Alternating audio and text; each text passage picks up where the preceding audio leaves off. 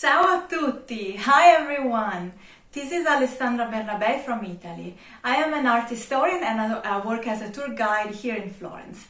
And this is how I met Claire many years ago. She hired me as a personal guide. We immediately had a great feeling and we became friends. As you can imagine, Florence, as many other art cities, is suffering because of this horrible virus has completely cancelled all the tourism. Museums are closed, the city center is empty, and I cannot share anymore the things I really love with visitors coming from all over the world, as I was used to do in the past. So we thought, why don't we share something about Florence, even if we are far away?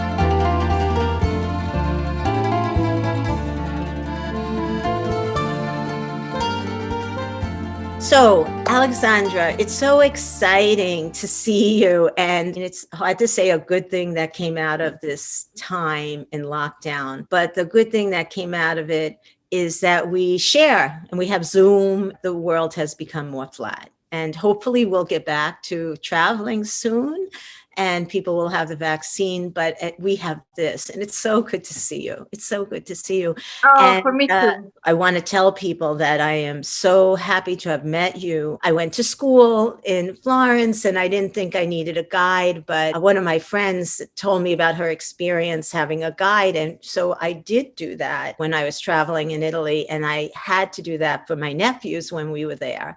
And having you as the guide, and you're so knowledgeable, and you know not only the big gems of Florence, but the tiny, intricate gems that you can find in Florence. And it was so exciting to experience it. And you're so knowledgeable. Oh, grazie, Claire.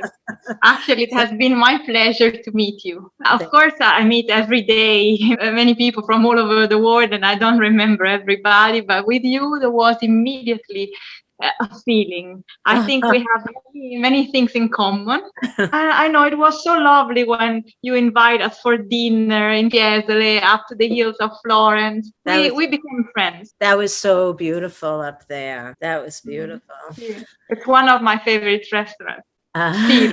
I wouldn't have known of it if it wasn't for you. Another hidden gem, a secret little, well, to me a secret, but I really appreciate it. Grazie, Claire. So here we are. I have to say, I'll never forget the first time arriving in Florence. I'm at the train station, get in a taxi, and this is when the taxis and cars were able to drive through the city center. And all of a sudden, I look up and I see the baptistry and the Duomo, and I'm like, wow. Let's start with the baptistry.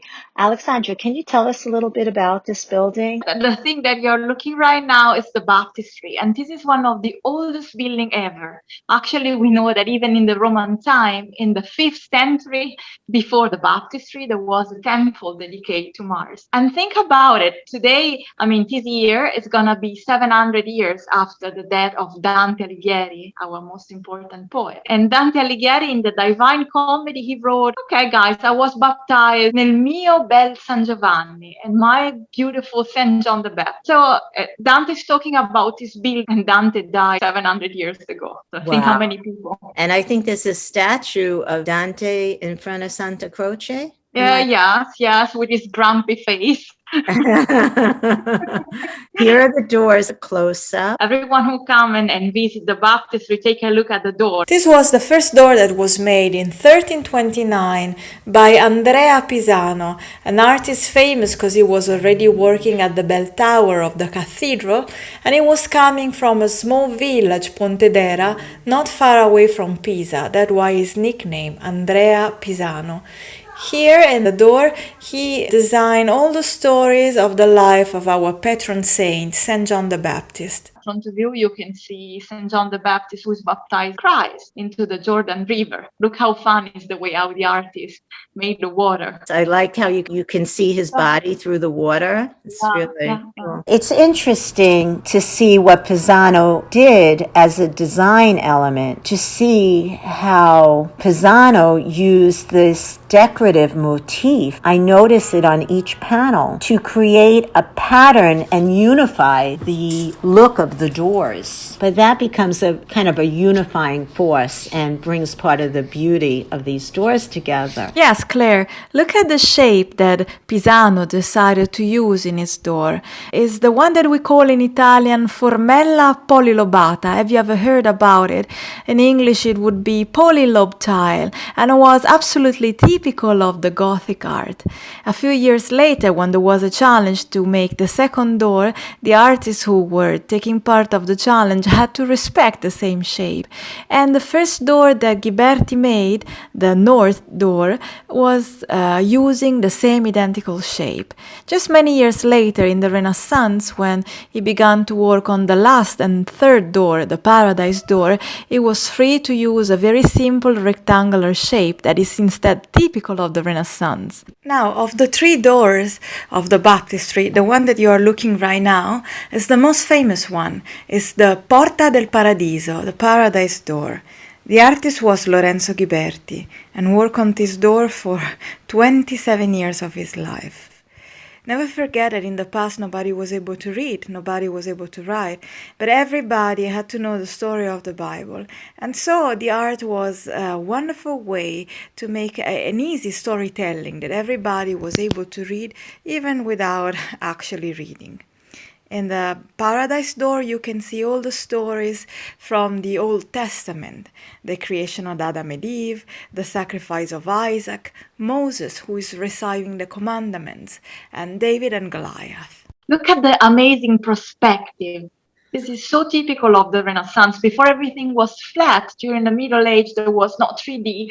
And instead, in the 1400 and later even more, you can see that there are many levels how you can read the story. Look at the people in front of you, and then look at the amazing building in the background. You have the impression of depth, but it's not even 3 centimeters. So it's just a wonderful optical illusion. It's beautiful. It's so beautiful. You just feel the roundness of it and the people in the foreground and the background. And the structure of the building. In a tour once, I met a child who told me it's like to watch a 3D movie without glass. Alexandra, as we're looking at these beautiful panels, as you pointed out, the simple frame, I see a decorative element that is also very different. And it seems to be a bust of a man's head. And actually, there seems to be one side by side. That's really interesting. Can you tell us a little bit about that? This is the artist who became super famous, the celebrity of Florence, Lorenzo Ghiberti. So this is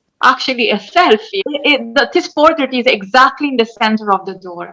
You see him on the left, and on the right you see his son, Vittorio Ghiberti. That was a competition, correct, on the doors? And he won the competition? Yeah. So the Opera del Duomo wanted to find the best artist ever. So we are talking about 1401, and there was an important challenge. And so at the very end, the two winners were two of the most important artists in Florence. Lorenzo Ghiberti, the one who at the end actually made the door, and the other one who gave up was actually Filippo Brunelleschi. Think about it. Every time, Filippo Brunelleschi, for the one who doesn't know, is the artist who made the amazing cupola, the dome that we have in our city center. So every time I think, what about if Brunelleschi was the winner? Maybe we without a dome. It's really interesting because, who makes the decision and how that decision can really change someone's life. And for the one of you who next year will be in Florence, maybe having a tour with me, there's a very interesting museum, the Bargello, where you can compare the two artwork who arrived first in the challenge. Thank you for filling us in on the selfies. I'm doing a whole series of portraits now, which I'm having a lot of fun with. Some small, like 10 by 12 and 8 by 10 portraits in oil and acrylic. And talking about the selfie, I guess we're going back to the old-fashioned way of doing That's a great idea. selfies. I really like.